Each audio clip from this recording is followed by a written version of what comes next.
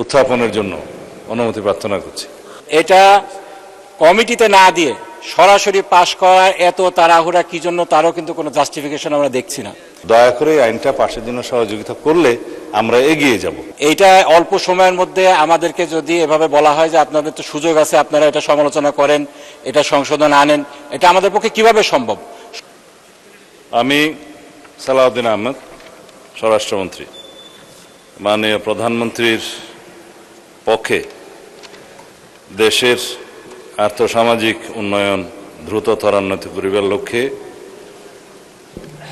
দেশি বা বিদেশি বিনিয়োগকারীগণকে আকৃষ্ট শিল্প স্থাপনে প্রয়োজনীয় অবকাঠামো উন্নয়নের দ্রুত ও কার্যকর ব্যবস্থা গ্রহণ, সরকারি বেসরকারি অংশীদারিত্ব অবকাঠামো নির্মাণ, বিনিয়োগকারীদেরকে দ্রুততম সময়ের মধ্যে প্রয়োজনীয় সেবা প্রদানের মাধ্যমে বিনিয়োগ বান্ধব পরিবেশ সৃষ্টির উদ্দেশ্যে এতৎ সংশ্লিষ্ট কতিপয় আইন রহিত করিয়া দেশের শীর্ষ বিনিয়োগ উন্নয়ন সংস্থা গঠনের লক্ষ্যে একটি নতুন আইন প্রণয়নকল্পে আনিত একটি বিল, ইনভেস্ট বাংলাদেশ বিল 2026 উত্থাপনের জন্য অনুমতি প্রার্থনা করছি।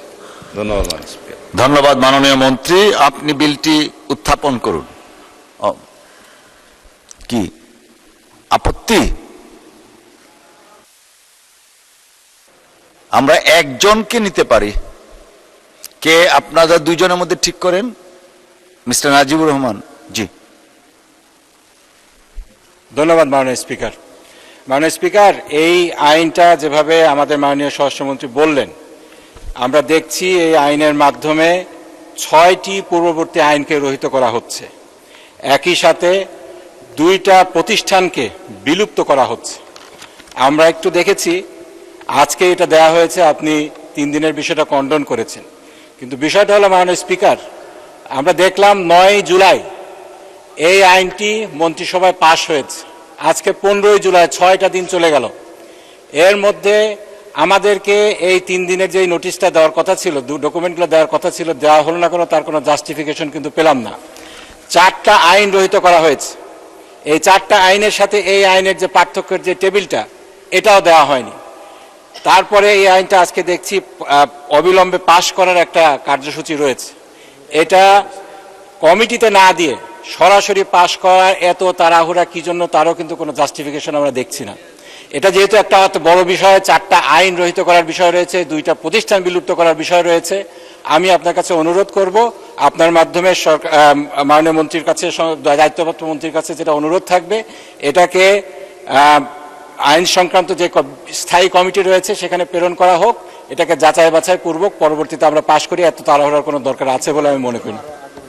এরকম ঘটনা আরো আগে হয়েছে, আপনার দৃষ্টি আমরা আকর্ষণ করেছি, আমরা দেখছি না কোনো ব্যত্যয় হচ্ছে, অত্যন্ত তাড়াহুড়া করে আইনগুলো পাশ করা হচ্ছে। এটার ভিতরে কি ভুলভ্রান্তি আছে, এটা তাড়াহুড়া করার কি হেতু, অন্য কোনো স্বার্থ জড়িত আছে কিনা, সেগুলো আমরা বুঝছি না। এজন্য আপনার দৃষ্টি আকর্ষণ করছি, বিষয়টা যেন সিরিয়াসলি দেখা হয়। ধন্যবাদ মাননীয় স্পিকার। জি, ধন্যবাদ মাননীয় সদস্য। মাননীয় মন্ত্রী, আপনি এই ব্যাপারে সংক্ষিপ্ত বক্তব্য রাখতে পারেন। ধন্যবাদ। মাননীয় স্পিকার, আপনাকে ধন্যবাদ। আমি অ্যাপ্রিসিয়েট করি মাননীয় সদস্য যেমন নাজিবুর রহমান, ব্যারিস্টার নাজিবুর রহমান যা উত্থাপন করেছেন সে বিষয়টি। এটা কোনো হার্ড অ্যান্ড ফাস্ট রুল নয় যে রুলস অফ প্রসিজিওর অনুসারে স্থায়ী কমিটিতে প্রেরণ করতে হবে। এটা একটা ট্র্যাডিশন, 7 পার্লামেন্ট থেকে এটা শুরু হয়েছে, যে কোনো বিল আসলে সংশ্লিষ্ট স্থায়ী কমিটিতে প্রেরণ করা। এখন এই সংক্রান্ত এই বিলটা ওনার বক্তব্য অনুসারে যে 4টা আইনের বিলুপ্তির বিষয় উত্থাপন করে তিনি যা বললেন এটা সঠিক, এটা কোনো নতুন আইন না। আমরা কয়েকদিন আগে যে আইনটা এখানে অনুমোদন করেছি, ওনারা সহযোগিতা করেছেন, যেমন মাদকদ্রব্য নিয়ন্ত্রণ আইন, সেটা ছিল একটা সংশোধনী বিল। সেখানে কম্পারেটিভ স্টেটমেন্ট আমরা দিয়েছি, কোন ধারাটা কি সংশোধনে আনা হচ্ছে, কেন হচ্ছে, যৌক্তিকতা সহ আগেই দেয়া হয়েছে। এইটা বাংলাদেশে বিভিন্ন সময়ে বিভিন্ন কর্তৃপক্ষের সৃষ্টি হয়েছে, স্ট্যাটিউটরি কর্তৃপক্ষের সৃষ্টি হয়েছে, বিভিন্ন আইনের মাধ্যমে কর্তৃপক্ষ সৃষ্টি হয়েছে। উদ্দেশ্য এবং কারণ সম্বলিত প্যারাতে সেটা বলা আছে, যার ফলে ওভারল্যাপিং হচ্ছে ফাংশনে, ওয়ান উইন্ডোতে আমরা সার্ভিস পাচ্ছি না। এখানে যেটা ওয়ান সিঙ্গেল ডিজিটাল প্ল্যাটফর্ম গঠনের কথা এখানে বলা হয়েছে। আপনি আইনের মধ্যে দেখবেন, আমি ভিতরে আপনাকে দেখাচ্ছি। শুধু সেই সার্ভিসটা এনশিওর করার জন্য সিঙ্গেল ডিজিটাল প্ল্যাটফর্মের মাধ্যমে যাতে আমরা সেবা নিশ্চিত করতে পারি, সেই জন্য এই বিভিন্ন কর্তৃপক্ষগুলো একই উদ্দেশ্যে যেগুলো করা হয়েছে সেগুলো জাস্ট মার্জার করা হচ্ছে একটা কর্তৃপক্ষের মধ্যে। এটা নতুন কোনো আইন নয়। তো সেই ক্ষেত্রে কম্পারেটিভ স্টেটমেন্ট দেওয়াটা খুব একটা জরুরি বলে মনে করি না।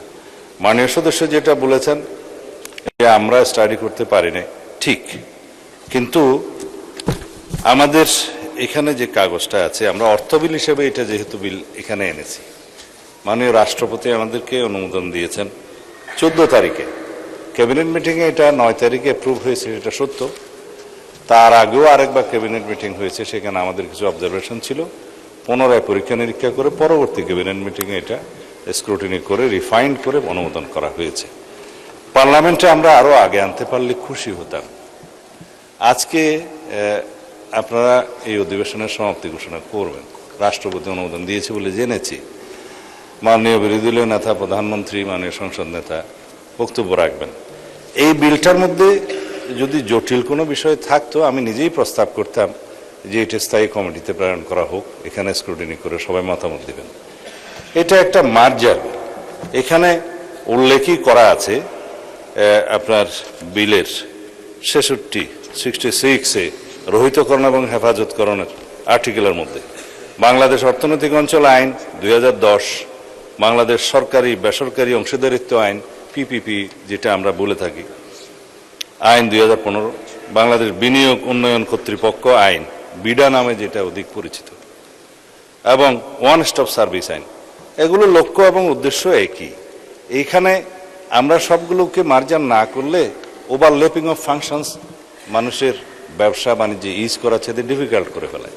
এই আইনের মধ্যে প্রস্তাবই করা হয়েছে যে এই কর্তৃপক্ষের অধীনে সকল ক্ষেত্রে যাতে এক জায়গায় সবাই সেবা প্রাপ্ত হন, সেই জন্য এই সিঙ্গেল ডিজিটাল উইন্ডো বা সিঙ্গেল ডিজিটাল প্ল্যাটফর্মের মধ্যে সকল সেবা প্রদানকারীগুলো সংস্থা বাধ্যতামূলকভাবে একটা নির্ধারিত সময়ের মধ্যে, কর্তৃপক্ষের নির্ধারিত সময়ের মধ্যে উক্ত সিঙ্গেল ডিজিটাল প্ল্যাটফর্মের সহিত সংযুক্ত থাকিবে এবং কর্তৃপক্ষ উক্ত ডিজিটাল প্ল্যাটফর্মের উন্নয়ন বাস্তবায়ন পরিচালনা করবে এবং সেখানে প্রয়োজনীয় ক্ষমতা প্রদান করে প্রত্যেকটা সেবা প্রদানকারী সংস্থার ডেস্ক অফিসে স্থাপন করতে হবে।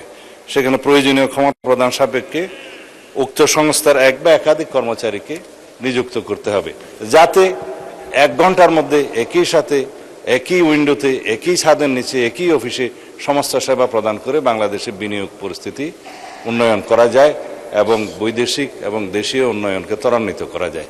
এটাই তো আমাদের নতুন প্রত্যাশা, গণ অভ্যুত্থান নতুন প্রত্যাশা। এখানে কোনো স্বার্থে সরকার স্পেশাল কোনো উদ্দেশ্যে এই আইনটা প্রণয়ন করছে না। এই আইনটা প্রণয়ন করছে যাতে ইনভেস্ট বাংলাদেশ আইন নামে সবাই বুঝতে পারে যে এই এক আইনের অধীনে একই কর্তৃপক্ষ সকল সেবাকারী সংস্থা একই জায়গায় এসে সেবাটা পাবে এবং আমাদের উন্নয়ন ত্বরান্বিত হবে, দেশ এগিয়ে যাবে।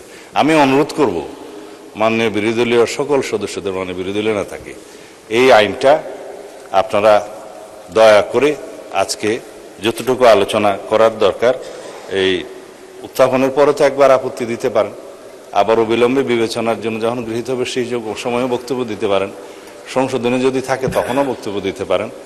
দয়া করে এই আইনটা পাশের জন্য সহযোগিতা করলে আমরা এগিয়ে যাব। মাননীয় স্পিকার, আপনাকে ধন্যবাদ। আপনাকেও ধন্যবাদ মাননীয় মন্ত্রী। আপনি তো একবার বিবৃতি দিয়েছেন, মাননীয় সংশ্লিষ্ট মন্ত্রী কথা বলেছেন, এখন রেওয়াজ বা রীতি অনুসারে বা বিধি অনুসারে আমরা এগোচ্ছি। জি, আচ্ছা ঠিক আছে, রাখেন। আপনি 1 মিনিট দিলে পরে আবার ওনাকে দিতে হবে। আমরা যেটা বিধি আছে বিধি অনুসারে যাই, যেটা উনি। আচ্ছা ঠিক আছে, মাননীয় মন্ত্রী আবারও বলেন, আপনি 1 মিনিট বলেন প্লিজ। আসলে বিষয়টা হলো, আমরা তো আইন প্রণেতা, আমাদের কাজ আইন প্রণয়ন করা। এক্ষেত্রে আমাদেরকে যে মৌলিক অধিকার, এটাকে যাচাই বাছাই করা, এখান থেকে যদি আমাদেরকে ডিপ্রাইভ করা হয়, আমি মনে করি আমাদের মৌলিক অধিকার এখানে ক্ষুণ্ণ হচ্ছে। উনি মাননীয় স্বরাষ্ট্রমন্ত্রী বললেন যে এখন আমাদের সুযোগ রয়েছে এই আধা ঘন্টার মধ্যে 67টা অনুচ্ছেদ রয়েছে, এটা পরে কোথায় কোন, তারপরে আগের আইনগুলো এখানে দেওয়া হয়নি, যে 4টি আইন বিলুপ্ত করা হচ্ছে, তারপরে যে 2টা প্রতিষ্ঠান বিলুপ্ত করা হচ্ছে, এই 2টা প্রতিষ্ঠানের অর্গানোগ্রাম কিছুই আমরা জানি না। এইটা অল্প সময়ের মধ্যে আমাদেরকে যদি এভাবে বলা হয় যে আপনাদের তো সুযোগ আছে, আপনারা এটা সমালোচনা করেন, এটা সংশোধন আনেন, এটা আমাদের পক্ষে কিভাবে সম্ভব? সংশোধন আনতে হলে তো একটা প্রসিজিওর আছে, আপনাকে নোটিশ দিতে হবে, দফাওয়ারি সংশোধনের জন্য নোটিশ দেওয়ার বিধান রয়েছে, এছাড়া তো পারবো না আমরা। এটা অন্যান্য যে বিষয়গুলো রয়েছে, স্ট্যান্ডিং কমিটিতে প্রেরণ কিংবা বাছাই কমিটিতে প্রেরণ কিংবা জনমত যাচাইয়ের জন্য, সেটা আমাদের নোটিশ দেওয়ার জন্য পর্যাপ্ত সময় দেওয়া প্রয়োজন। কোনো সময় না